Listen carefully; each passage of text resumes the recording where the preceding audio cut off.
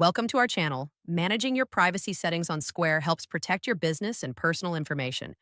Follow these steps to adjust your privacy preferences according to your needs. Step 1.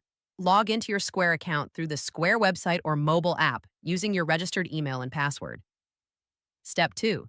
Click on your profile icon or menu button in the top right corner to access account settings. Step 3.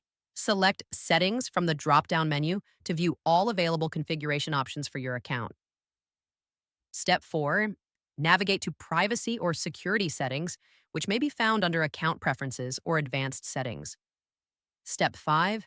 Review the current privacy settings, including data sharing preferences, marketing communications, and third-party access permissions.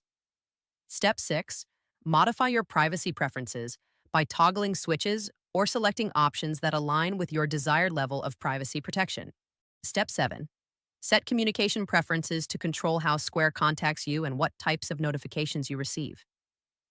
Step 8. Save all changes by clicking Save or Update Settings at the bottom of the page to ensure your new privacy settings are applied to your account. Don't forget to like this video and subscribe to our channel.